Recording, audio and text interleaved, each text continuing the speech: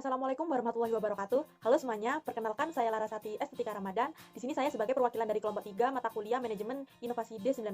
Kelompok 3 beranggotakan yang pertama ada Cindy Dewita Purwanti, yang kedua ada Yusuf Nasrullah, yang ketiga ada Larasati Estetika Ramadan, yang keempat ada Rizky Aji Ramadhani, dan yang kelima ada Lolita Deli Kurnia.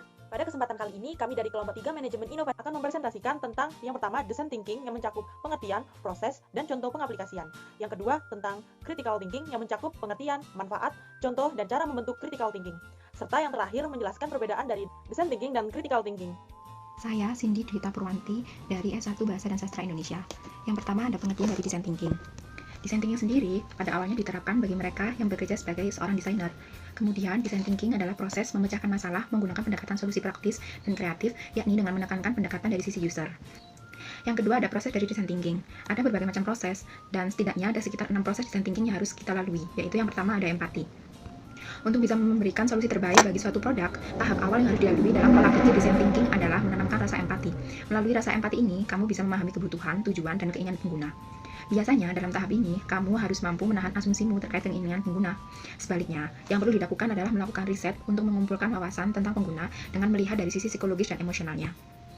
Kemudian yang kedua ada define. Tahap lanjutan dari proses berpikir ini adalah define atau menjelaskan masalah tersebut.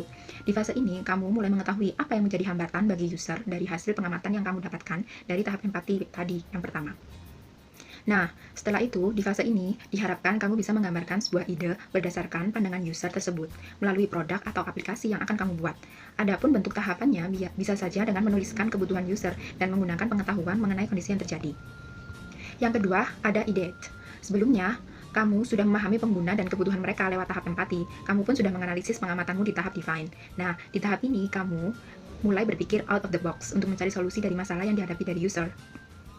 Setelah memilih salah satu teknik dari pemikiran di akhir fase, kamu akhirnya hanya akan memilih beberapa ide saja untuk diaplikasikan. Selanjutnya ada prototype. Langkah ini menjadi sesuatu yang penting karena kamu akan mencoba mengubah ide yang didapatkan menjadi tiruan produk nyata atau produk uji coba. Di tahap ini, kamu akan fokus pada kendala dan kekurangan prototipe tersebut. Prototipe ini juga akan terus ditingkatkan, dirancang, diperbaiki sehingga mendekati hasil dari produk yang diinginkan. Oke, kemudian ada tes. Selanjutnya, untuk menguji dari prototipe langsung kepada pengguna, di tahap ini kamu akan melihat bagaimana user berinteraksi dengan prototipe dan mengumpulkan umpan balik berupa pengalaman mereka menggunakan prototipe tersebut. Dengan mengujinya kepada user, kamu bisa tahu terlebih dahulu kekurangan dari produkmu tersebut sebelum mulai menjualnya ke pasar. Ini adalah tahap terakhir dari proses design thinking. Namun, dalam praktiknya, kelima tahap dari proses design thinking ini akan terus berulang. Pasalnya, hasil dari fase pengujian ini bisa digunakan untuk mendefinisikan masalah-masalah lainnya yang dihadapi oleh pengguna. Perkenalkan, nama saya Yusuf Nasrullah dari Prodi Pendidikan Seni Rupa. Saya akan melanjutkan penjelasan yang sudah dijelaskan oleh teman saya sebelumnya, yaitu mengenai manfaat design thinking. Design thinking sendiri memiliki 5 manfaat yang kita bisa ketahui, yaitu yang pertama, penghematan biaya dan ROI yang luar biasa. ROI sendiri itu tingkatan dari return on investment atau dalam bahasa Indonesia berarti laba atas investasi. Kemudian yang kedua, menciptakan berbagai inovasi. Yang ketiga, menciptakan retensi dan loyalitas pelanggan. Yang keempat, mampu mengurangi waktu desain dan pengembangan. Yang kelima, bisa diterapkan di seluruh perusahaan. Kemudian daripada itu, design thinking juga memiliki beberapa contoh. Pada penjelasan sebelumnya kan sudah dijelaskan kalau misalnya design thinking itu bukan hanya untuk desainer ya, tapi juga bisa merambat ke bidang lainnya seperti bisnis seperti itu. Contohnya yaitu dalam bisnis adalah Airbnb. Airbnb sendiri membangun budaya eksperimen dalam bisnis mereka sehingga membawanya menjadi perusahaan yang besar seperti sekarang ini yang kita ketahui. Kemudian selain Airbnb ada juga contoh design thinking yang telah diaplikasikan dalam bisnis yaitu Uber Eats. Kita pernah tahu kan juga Uber Eats, di Indonesia pernah ada Uber, dengan membangun produk berdasarkan pengalaman takeaway yang diinginkan oleh user. Seperti itu. Perkenalkan, saya Rizky Aji Ramadhani. Di sini saya akan menjelaskan mengenai pengertian dari critical thinking. Critical thinking adalah kemampuan untuk berpikir secara jernih dan rasional tentang apa yang harus dilakukan atau apa yang harus dipercaya. Critical thinking mencakup kemampuan untuk terlibat dalam pemikiran reflektif dan mandiri. Seseorang dengan keterampilan critical thinking dapat melakukan hal-hal sebagai berikut. Yang pertama, memahami hubungan logika antara gagasan. Yang kedua, mengidentifikasi, membangun, dan mengevaluasi argumen. Yang ketiga, mendeteksi ketidakkonsistenan dan kesalahan umum dalam bernalar. Yang keempat, menyelesaikan masalah secara sistematis. Yang kelima, mengidentifikasi relevansi dan pentingnya gagasan. Yang keenam, merenungkan sebuah pembenaran, keyakinan, dan nilai-nilai dalam diri seseorang. Critical thinking bukanlah masalah mengumpulkan informasi. Seseorang dengan ingatan yang baik dan mengetahui banyak fakta belum tentu memiliki critical thinking. Lebih jauh, seseorang critical thinking mampu menyimpulkan sebuah konsekuensi dari apa yang dia ketahui. Dia juga tahu bagaimana cara memanfaatkan informasi yang telah didapatkan untuk menyelesaikan masalah, mencari sumber informasi yang relevan untuk disampaikan pada dirinya sendiri. Ciri-ciri seseorang critical thinking ialah satu, rasa ingin tahu, memiliki rasa ingin tahu. Dengan rasa ingin tahu itu senantiasa akan memotivasi diri untuk terus mencari dan mengetahui hal-hal baru, sehingga akan memperbanyak ilmu pengetahuan dan pengalaman dalam kegiatan belajar. Yang kedua adalah kreatif. Seseorang memiliki ciri kreatif jika berupaya untuk menghubungkan benda-benda atau gagasan-gagasan yang sebelumnya tidak berhubungan.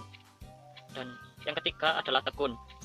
Tekun di sini berarti sanggup untuk belajar dengan rajin, tidak kenal lelah dan konsisten. Karena dengan ketekunan yang dimiliki, maka segala macam rintangan dan rasa malas yang ada dalam diri akan mulai terkikis.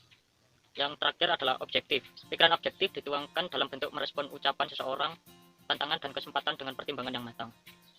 Perkenalkan, nama saya Lolita Deli Kurnia dari S1 Bahasa dan Sastra Indonesia.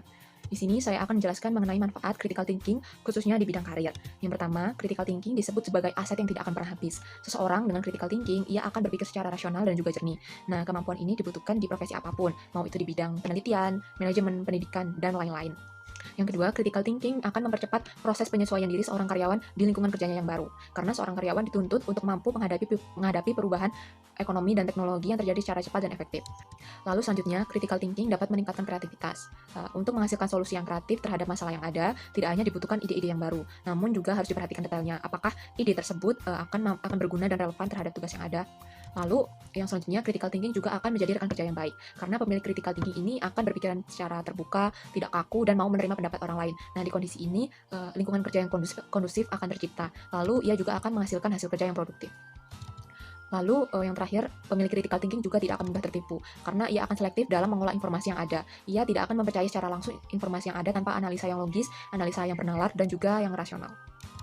Selanjutnya, cara membentuk critical thinking. Ada 6. Yang pertama yaitu kenali masalah yang ada. Tahap pertama dengan cara mengidentifikasi masalah yang ada di sekitar kita. Biasanya masalah tersebut muncul karena faktor, misalnya faktor psikologis, faktor keluarga, dari lingkungan maupun dari teman. Lalu yang kedua, tentukan skala prioritas. Misalnya seseorang berencana ingin S2, lalu ia juga ingin membangun sebuah rumah, lalu dia juga memiliki rencana untuk berinvestasi. Nah, rencana-rencana tersebut harus dimasukkan ke dalam skala prioritas. Akan lebih mudah ditentukan target-target mana yang terlebih dahulu harus dicapai. Lalu yang ketiga, kumpulkan informasi. Dalam mengumpulkan informasi ini, bila perlu, gali semua informasi yang ada untuk memperkaya ilmu pengetahuan. Misalnya informasi dari buku, dari jurnal, dari internet, dari studi lapangan, maupun pengalaman langsung dari expert. Nah, dengan informasi yang ada tentu pengetahuan juga akan bertambah, dan analisa seseorang pun akan berkembang karena ia memiliki pengetahuan yang sangat kaya. Lalu yang keempat, kenali persepsi yang muncul. Terkadang ada banyak pendapat yang muncul dari orang-orang yang berbeda. Nah, sebaiknya jangan langsung percaya dalam menerima informasi tersebut tanpa menganalisanya terlebih dahulu. Lalu yang kelima, analisa setiap data. Misalnya, seseorang sedang membicarakan tentang kemiskinan dan kesejahteraan yang ada di Indonesia. Nah, seharusnya data ini ditunjang oleh informasi-informasi atau data-data yang berasal dari Badan Pusat Statistik atau BPS. Nah, informasi tersebut dibutuhkan untuk memperoleh data yang valid, akurat, dan dapat dipertanggungjawabkan. Lalu yang keenam, proses pengambilan keputusan. Setelah tadi mengidentifikasi masalah, menentukan skala prioritas, mengumpulkan data-data, menganalisa setiap persepsi, dan juga menganalisanya, langkah terakhir yaitu proses pengambilan keputusan. Keputusan ini harus baik karena sudah melalui berbagai tahap yang 5 tadi. Perlu diingat bahwa critical thinking ini dapat membantu diri sendiri dan juga orang lain dalam menyelesaikan masalah, kemudian mencari jalan keluar. Jadi critical thinking ini terbiasa dengan pemikiran yang mendalam dan juga kritis terhadap sesuatu yang inovatif, penuh ide, dan juga informatif, serta peka terhadap segala peluang yang ada. Saya Larasati Estetika Ramadan akan menyimpulkan tentang design thinking dan critical thinking. Design thinking adalah suatu proses pemecahan masalah dengan berpikir yang kreatif yang dapat membuat suatu produk yang solutif sesuai dengan kebutuhan klien atau customer. Pada proses ini, kita harus berfokus pada permasalahan customer dan kita dituntut untuk memiliki imajinasi sebagai solusi yang konvensional dan dapat mengambil keputusan yang sesuai dengan permintaan klien. Sedangkan untuk critical thinking itu adalah suatu tindakan atau usaha dari kita untuk memunculkan dan menggali sebanyak mungkin pola yang tersembunyi dari customer, sehingga kita mendapatkan sebuah insight yang lebih luas, tentunya sesuai dengan keinginan dari customer tersebut. Sekian presentasi dari kelompok kami. Terima kasih atas perhatiannya. Mohon maaf atas kurang lebihnya dari apa yang kita sampaikan. Semoga apa yang kita sampaikan menjadi bermanfaat. Wassalamualaikum warahmatullahi wabarakatuh.